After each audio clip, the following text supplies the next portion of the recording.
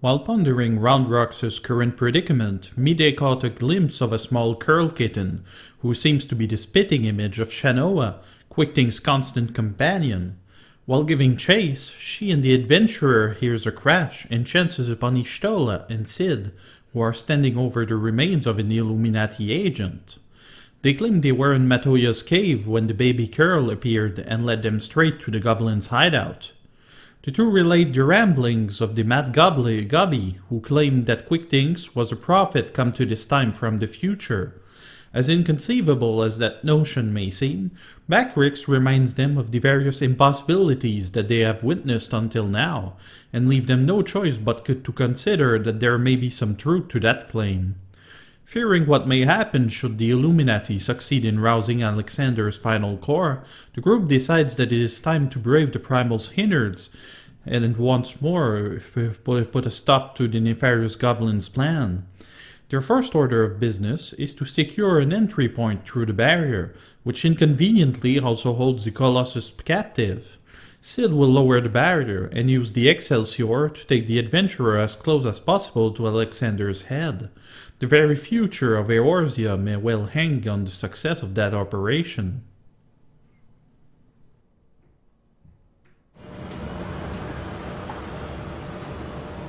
Alright, time to deactivate the barrier.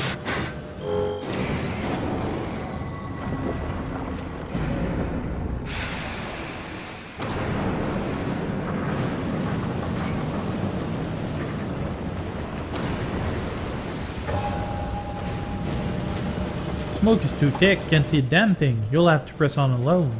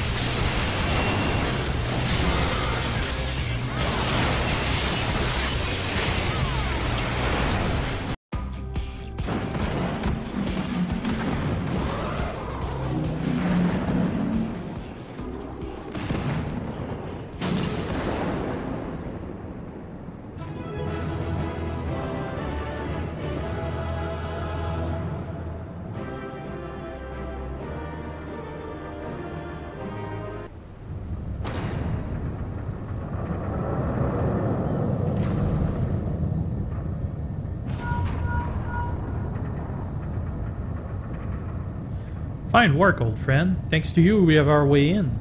Stay where you are. We're coming. But first, now that you're clear, we had best get that barrier back up before the big fellow gets restless. Wedge, ready the BBG-2, and reactivate the barrier. On my mark. Mark!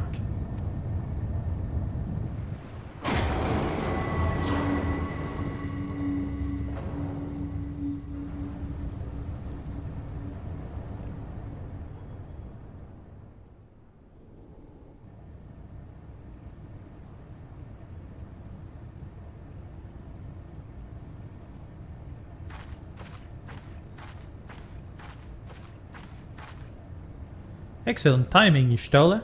Hard has done it. We have a clear path to the heart of the beast.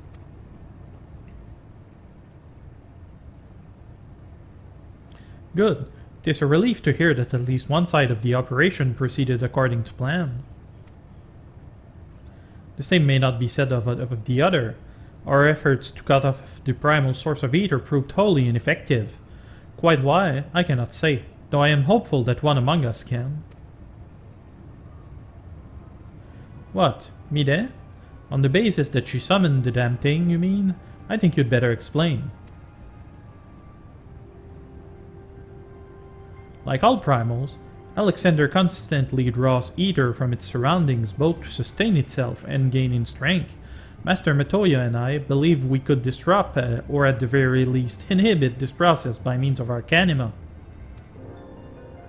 By creating a vast impassable etheric membrane between the primal and the land from which it drinks, which is why the old witch had me place those infernal devices of hers in every nook and cranny of this place.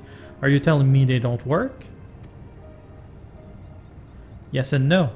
As far as we can tell, the Arcanima are functioning precisely as intended, and yet for reasons we have been unable to ascertain, they have had no measurable effect on the primal. Alright, out with it, Mide. If there is anything you haven't told us, we need to hear it now. We are running out of options.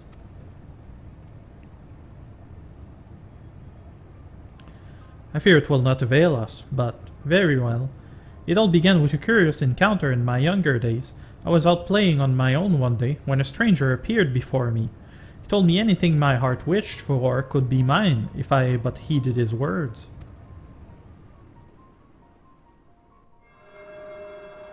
In my youth, I did not fully comprehend what the man was proposing at the time. Nevertheless, his words seemed to burn themselves into my very soul. Reunite the scattered shards of the Enigma Codex, he said, and perform the sacred rite before the ruins that yet stand strong against the river's flow. Then, and only then, shall your hopes and dreams become reality. With that, he handed me a relic, a horn with a tip of metal, which seemed so foreign as to hail from another world. It would serve as the catalyst for the summoning, he explained, a gift from your friend Trevanche, and then he was gone.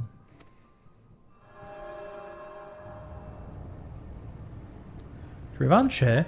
I know the man. Our paths crossed during my time in Limsa, in the days before the calamity. I might have guessed that the Asians had a hand in this.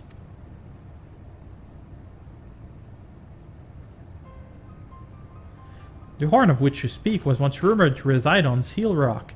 It is a lost relic of the ancients, with the power to manipulate etheric energy in the very air around us. The Scions have long pursued the horn, fearing the devastation that might ensue were an artifact of such power to fall into the wrong hands. Finally, I do begin to see. If I have the right of it, Alexander's third core is using the horn to draw ether from far and wide. 'Tis little wonder our plan failed. Even without moving an ilm, the primal possesses the mean to drain not just the land of ether, but our very star. Then our course is clear. If the old witch's magic won't avail us, we shall just have to get inside and dismantle the core the old-fashioned way. Indeed, and yet we must be wary. We have seen the course of time reversed once before. We may well see it again. Even should we succeed in destroying our target, there is not to prevent the Illuminati from simply returning the stricken core to its previous state. Aye, they are free to turn back the clock again and again, the primals growing stronger all the while. So what do we do then? We can just give up.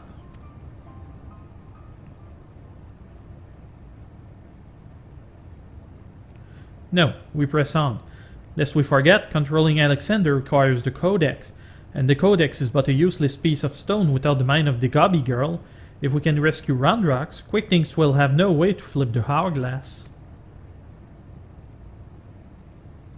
The Circle of Knowing once tasked me with recovering the horn.